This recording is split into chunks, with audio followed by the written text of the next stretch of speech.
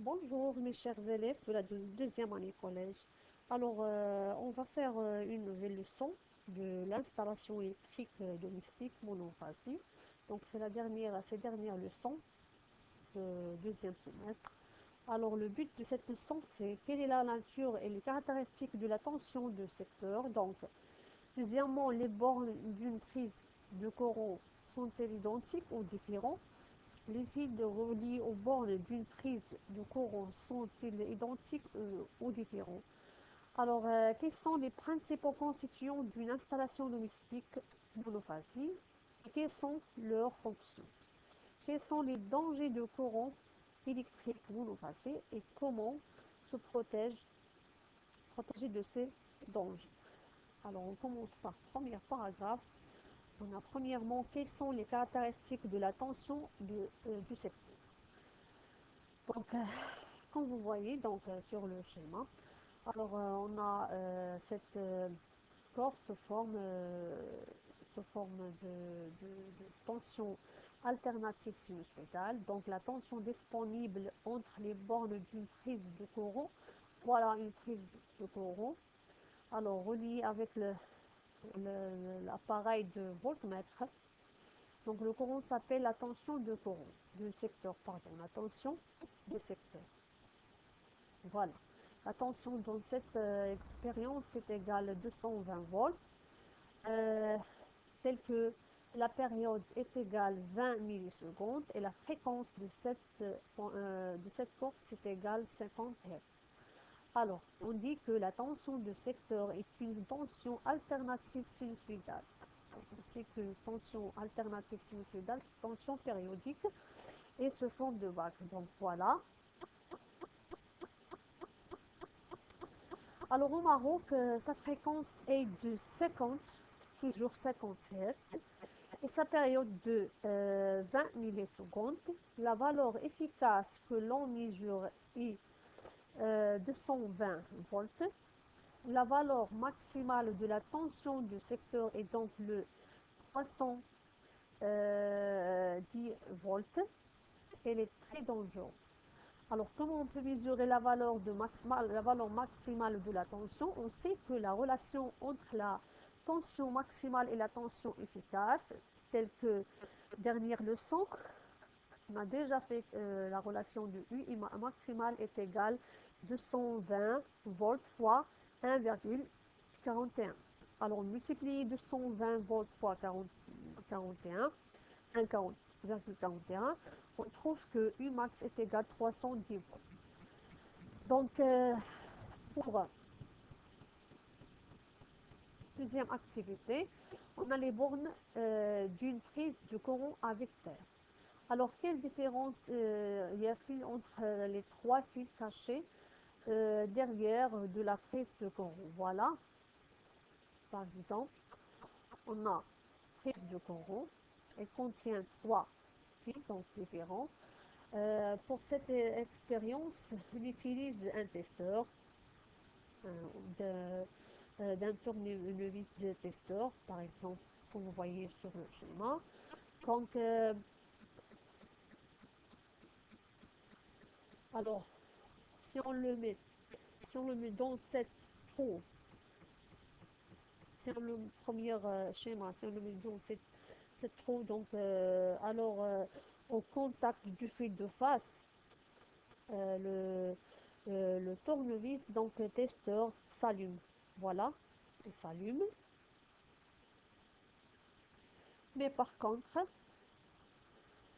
au contact du fil de l'autre, lorsqu'on place le deuxième fil, voilà, deuxième trou, donc on trouve que le tournevis de testeur ne s'allume pas.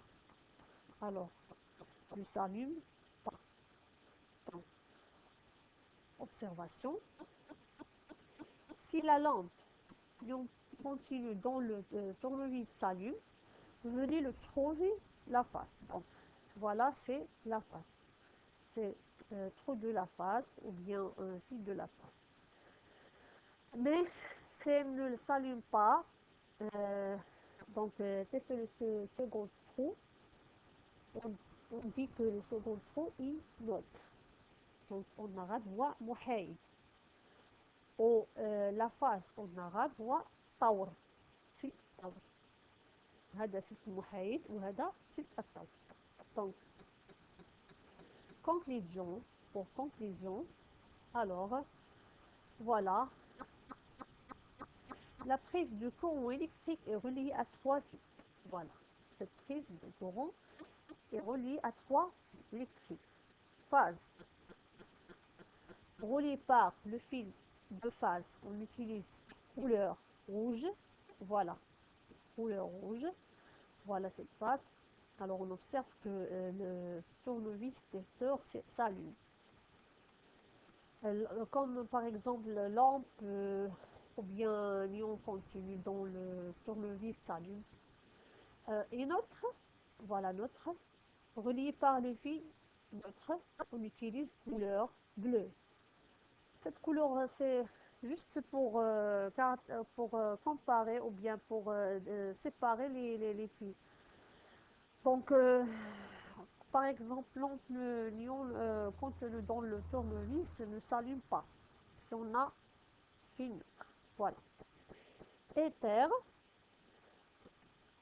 fil terre, donc relié par fil de terre, on utilise couleur verte. Voilà, couleur verte. Alors,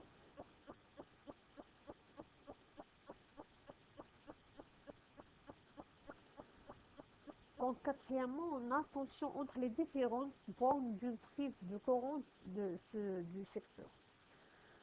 Lorsqu'on mesure la tension électrique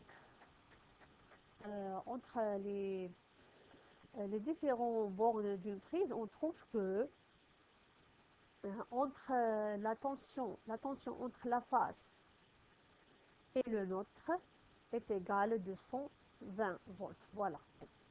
Et la tension entre la phase et la Terre est égale de 120 volts. Mais la tension entre le nôtre et la Terre est égale 0 volts. Voilà, on dit que la tension disponible entre les bornes d'une prise de courant s'appelle la tension du secteur. Et la tension du secteur, c'est une tension alternative sinusoïdale. Comme vous voyez, donc, je vais venir chez moi, on a le cours, c'est donc périodique.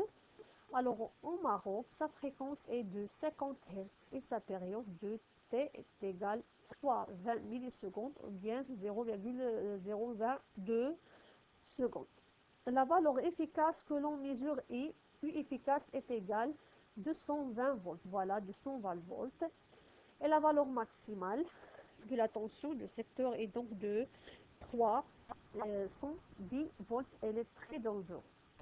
Alors, comment on peut trouver Umax à partir de relations de le centre dernière. Donc Umax est égal U efficace fois 1,41. On trouve que Umax est égal à 310. Voilà. On passe maintenant par montage électrique monophase dans une installation domestique. Voilà. Pour cette partie, il faut savoir les compositions d'installation domestique et le rôle de chaque composition.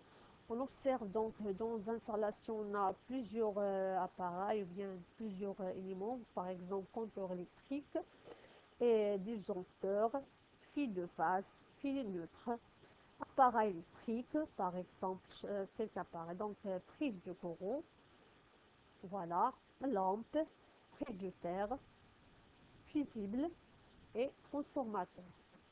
Alors, pour savoir le rôle de chaque élément, donc on a, alors, dans une installation électrique domestique, alors les récepteurs comme les lampes, four, lave-linge, aspirateur, etc. sont montés en dérivation. Ça veut dire pas en parallèle. Les éléments principaux d'un montage électrique domestique monophase sont les plus importants sont compteurs. Le compteur, donc mesurer, quel est le rôle du compteur? C'est mesurer la quantité d'énergie électrique consommée par l'utilisation mensuelle. Alors, العداد الكهربائي en arabe. Deuxièmement, disjoncteur. Donc, voilà, disjoncteur. Voilà. Et facile. Protégeons l'installation électrique et le matériel en ouvrant le circuit quand l'intention dépasse la valeur maximale admissible par l'installation. Alors, il ne faut pas dépasser la valeur maximale du disjoncteur. Donc, fusible. Fusible permet de protéger une partie d'installation électrique en cas de surintensité ou de court-circuit est constitué d'un fil conducteur et si l'intensité de courant qui traverse le fusible dépasse la valeur inscrite, donc le fil métallique, alors ce qui ouvre le circuit sur lequel est placé le fusible. Voilà. Donc prise de terre, voilà prise de terre. Relier la carcasse donc métallique des appareils à la terre. La prise du sucteur est munie d'une prise de terre dit que la carcasse de la machine est en contact avec le fil de face. Le disjoncteur donc différentiel va détecter une fuite de courant et va immédiatement ouvrir le circuit. Voilà. Donc pour dernière partie, on a les dangers de courant électrique ou bien courant de circuit. Pour les personnes, électrocution. Alors, le corps humain soumis à une tension peut être traversé par un courant électrique. La résistance du corps humain diminue s'il est humide. Donc l'intensité du courant qui le traverse augmente avec l'humidité. Un courant d'intensité supérieure à 30 mA peut devenir dangereux. Une tension est dangereuse si sa valeur efficace dépasse donc 24 volts dans les locaux humides ou 50 volts dans les locaux tendus. La tension du secteur de valeur efficace de 130 volts est donc dangereuse. L'électrocution donc peut se produire par contact du corps humide commun avec la face d'une prise de courant. Le circuit se referme par la terre et en passant par le corps. Voilà, c'est pour les personnes. Mais pour les installations, alors un court-circuit se produit quand le fil de face entre en contact avec le fil neutre ou avec la terre. L'augmentation d'intensité dans les conducteurs peut les portes dans l'incandescenteur, donc provoque un incendie. Alors, si un trop grand nombre d'appareils électriques est branché sur la même prise, l'intensité dans les fils devient trop forte et il y a surintensité. L'isolant peut se détériorer par échauffement et provoquer un court-circuit. Échauffement est égal risque d'incendie. Et merci de votre concentration.